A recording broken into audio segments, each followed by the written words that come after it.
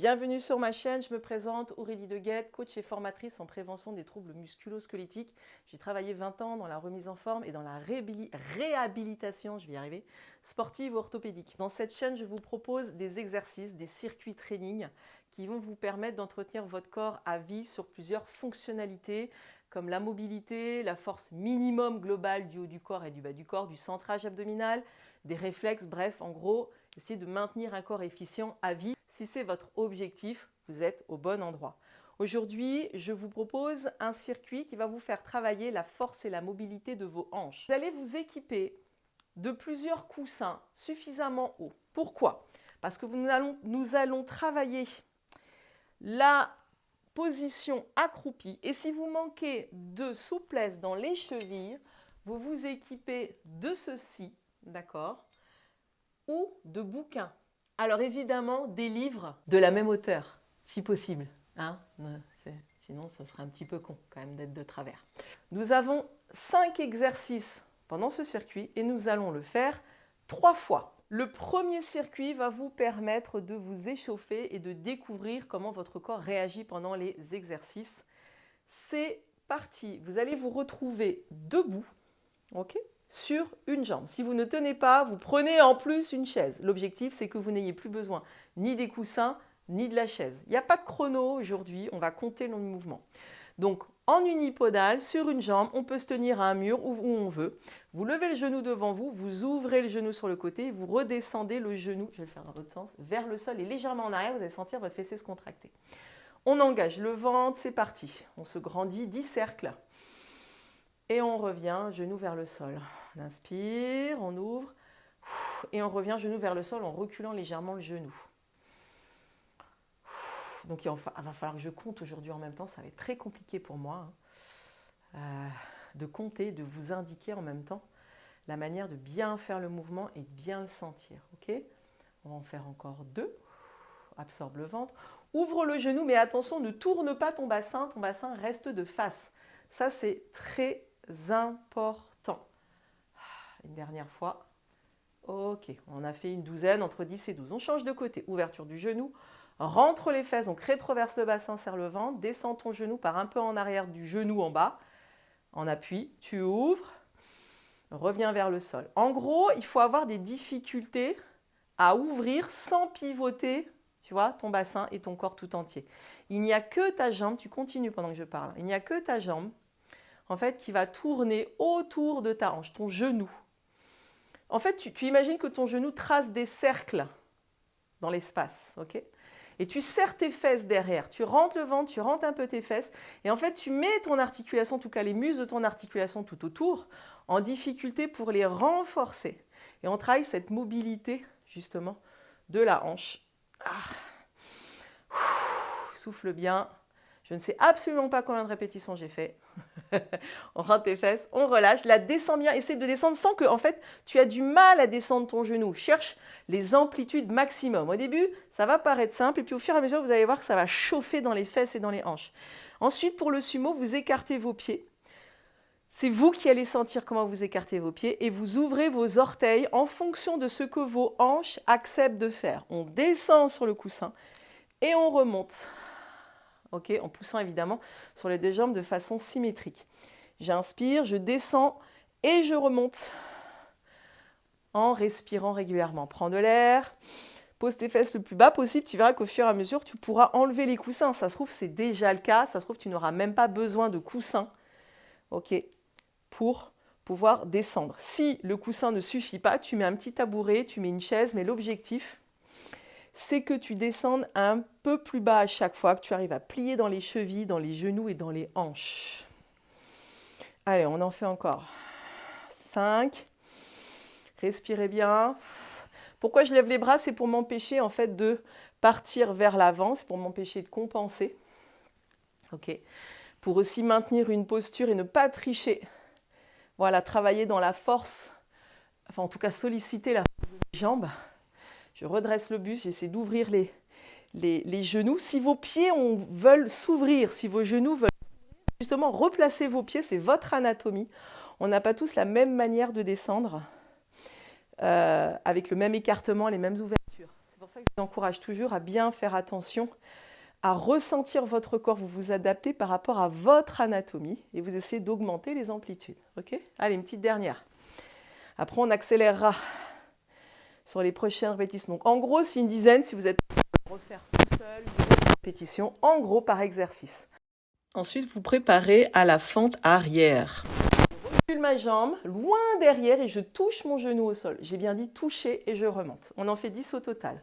Recule loin derrière, ça va tirer en haut de ta cuisse et tu remontes, tu pousses. Donc là, force les jambes.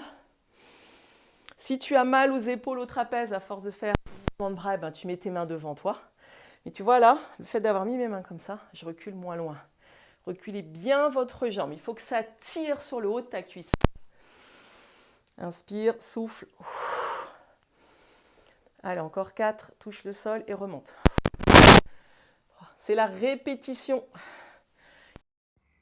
Oui, la répétition qui va faire que votre corps va commencer à se régler. Cherchez à aller un petit peu plus bas, à toucher le sol. Ça va vous permettre d'étirer un petit peu plus en haut de la cuisse. Faites vos propres réglages. Allez-y progressivement. Là, on va passer à la position au sol. Donc le lézard, planche lézard très exactement. Donc si vous avez mal au poignet, vous pouvez utiliser justement des poignets pour éviter de casser le poignet. On avance le pied et on pense à ouvrir le genou et le pied en descendant le bassin systématiquement. Vous placez en planche. Vous avancez le pied puis descendez le bassin avec une jambe légèrement tendue derrière. Planche, force dans les abdominaux. Et là, vous cherchez à tendre la jambe derrière sans forcément la poser. Et pensez à bien ouvrir le genou devant. Expirez, respirez régulièrement. Inspire, puis de nouveau souffle. On va se mettre un petit peu plus de face. Vous voyez, j'amène le genou sous mon épaule et j'ouvre le pied et le genou en gardant le bassin de face. Ouverture du genou et je touche le sol. Donc là, il y a à la fois de la force, à la fois de l'amplitude dans la hanche. Vous pouvez même vous aider, comme vous voyez, avec la main sur le genou à chaque fois en ouvrant. Respirez régulièrement. Et là, on va passer à la position en latérale. Donc, vous placez votre main à 5-10 cm du tapis et les genoux de la même manière. Vous tracez en fait une ligne parallèle à l'avant du tapis. Ensuite, vous allez lever votre bassin. Toujours vous retrouvez au-dessus de cette ligne parallèle au tapis et vous ouvrez le genou du dessus, vous le faites partir en arrière. Vous tracez des cercles autour de la hanche, vous rentrez les fesses, vous poussez le genou en arrière et vous descendez le genou, puis vous l'ouvrez vers le plafond, de manière à bien solliciter les muscles fessiers et tout en profondeur en fait au niveau du bassin. La ligne des épaules et la ligne des bassins sont fixes, elles ne bougent plus. Vous placez bien votre main sous l'épaule et vous vous redressez bien au-dessus de la main. On respire profondément, toujours pareil. Cherchez à bien ouvrir les deux genoux. Là, ça commence à bien chauffer dans la fesse, surtout celle du dessous qui vous porte.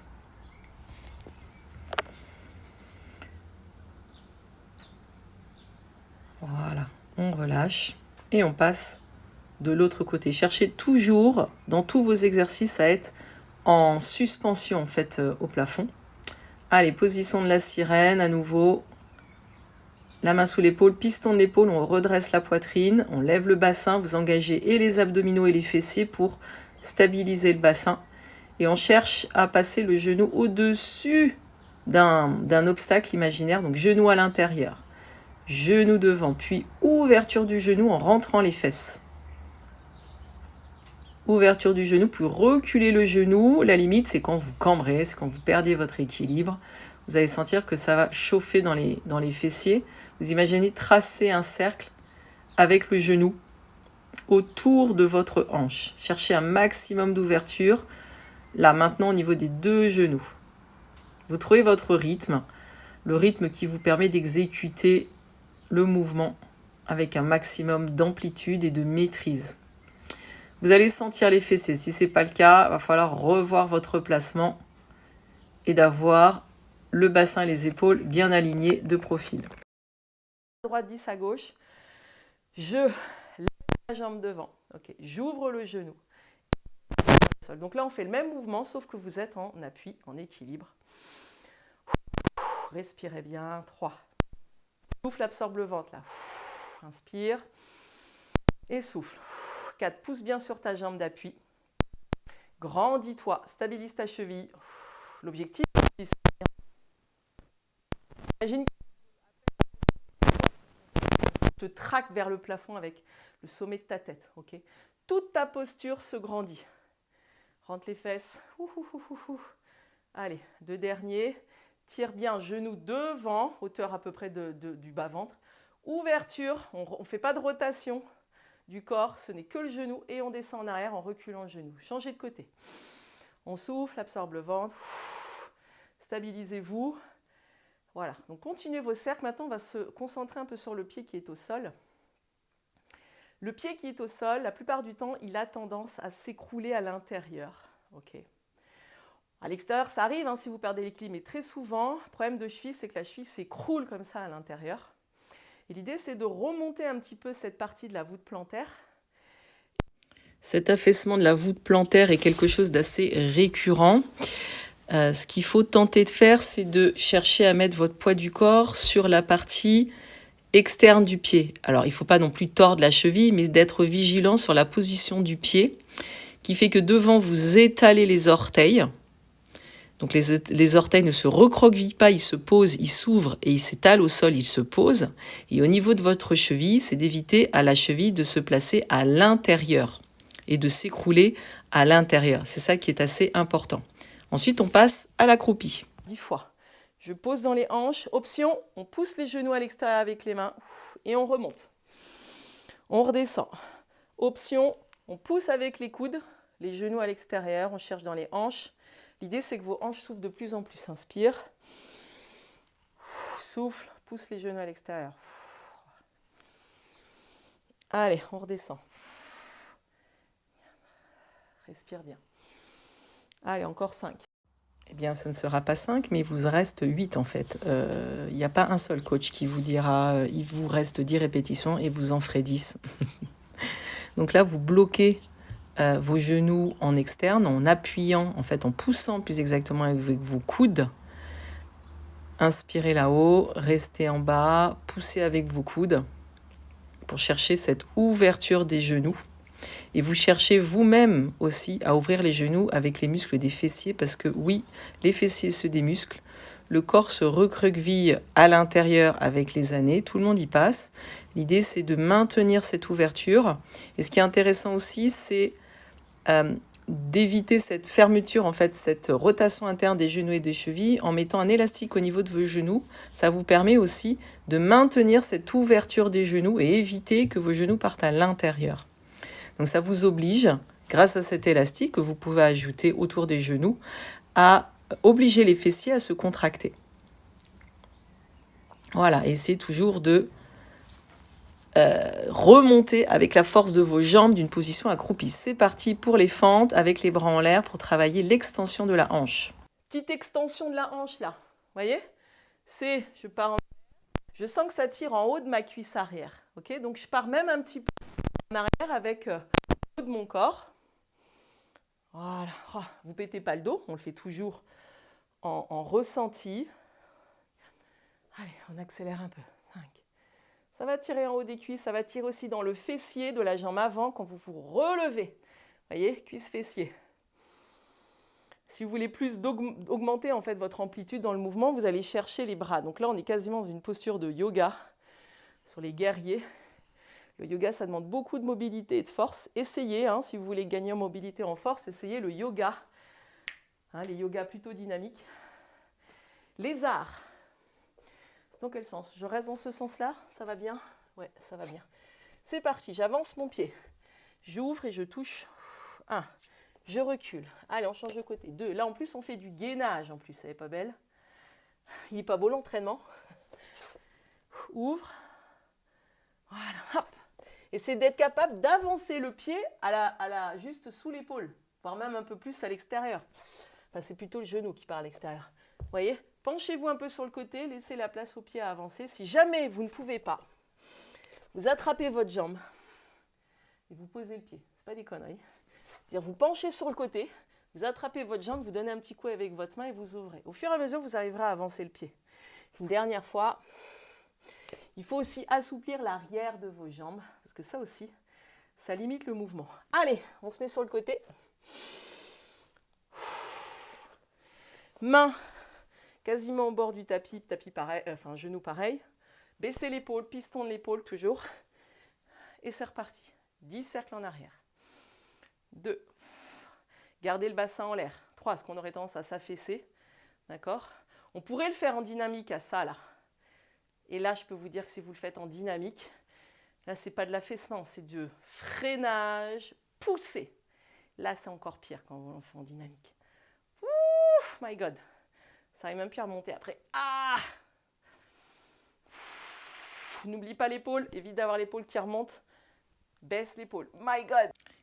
Et à partir de là, on a complètement perdu le micro jusqu'à la fin de la séance. Donc là, changement de côté. Vous pensez à mettre la main à 5-10 cm du tapis à peu près. Genoux, pareil. Vous rehaussez votre buste. Ça, c'est très important. Vous cherchez toujours cette position en auto-grandissement et en suspension ultime. On bloque le bassin, on bloque les épaules et vous tournez le genou autour de la hanche. Ça, c'est super important pour activer les bons muscles. La ligne des épaules et la ligne du bassin ne bougent pas. Vous rentrez les fesses, vous les serrez. Vous rentrez les abdominaux, vous les serrez. Vous cherchez une ouverture maximum dans le genou. Donc, vous voyez que votre pied, là, on commence le dynamique. Vous descendez le bassin et vous remontez. Et vous voyez que votre pied va à l'opposé du genou. Le genou descend, le pied se lève. Le genou s'ouvre, le pied descend. C'est surtout votre genou que vous cherchez à bouger avec une amplitude maximum. Ah, ça a l'air d'être compliqué là, ça commence à chauffer un petit peu plus. Le dynamique, c'est une option, vous n'êtes pas obligé de le faire. Allez, maintenant, on se lève. Relâchez un petit peu les jambes, vous avez le droit de sautiller un petit peu. Donc là, vous engagez le ventre, l'équilibre. Tirez toujours la tête bien vers le ciel, vous poussez le plafond, vous bougez ensuite le genou autour de la hanche. Ouvrez les genoux en gardant toujours le bassin face. Et on peut repartir ensuite vers l'arrière. Donc cette fois-ci, on va imaginer passer la jambe par-dessus une chaise, par-dessus un obstacle qui va solliciter le fessier plus tôt. Donc partez en arrière avec le genou, ouvrez le genou, essayez de garder le tibia à l'horizontale et revenez pied vers le bas, genou vers le bas. Donc stabilisez le bassin. Le bassin va avoir tendance toujours à tourner, mais vous cherchez à rester un maximum de face. Et ça va beaucoup bosser, évidemment, dans la hanche d'appui. Donc les muscles stabilisateurs du bassin travaillent des deux côtés de manière différente. En mobilité dans la hanche, jambes mobiles. En stabilité dans la hanche, jambes fixes au sol. Évidemment, vous aurez tendance à basculer un peu sur le côté, mais ce n'est pas très grave. L'important, c'est de faire un maximum pour pouvoir stabiliser votre bassin et maintenir votre équilibre surtout. Donc ça va aussi dans le pied. Cherchez la limite de votre articulation quand vous passez par-dessus cet obstacle imaginaire. Partez en arrière. Ouvrez et cherchez cette limite articulaire. Engagez le ventre pour ne pas trop basculer sur le côté. Il ne faut pas non plus complètement plonger sur le côté. C'est d'ailleurs pour ça que vous allez sentir, vous voyez ce qui se passe, c'est d'ailleurs pour ça que vous allez sentir si vous perdez votre équilibre ou pas. Et vous sentez aussi que dans la hanche, il y a une limite à l'ouverture du genou. Et bien cette limite, vous essayez de la repousser à chaque fois. Cherchez toujours un maximum d'amplitude. Grandissez-vous pour travailler cette posture, cet équilibre. Soyez solide dans la jambe. Et surtout, grandissez-vous systématiquement. Sentez le fessier travailler lorsque vous reculez le genou. Ensuite, ouvrez le genou, engagez le ventre et revenez vers l'avant. Contrairement au début où on partait vers l'arrière, là on part vers l'avant, là on part vers l'arrière et on ramène vers l'avant, ce qui sollicite les muscles différemment. Passage en accroupi.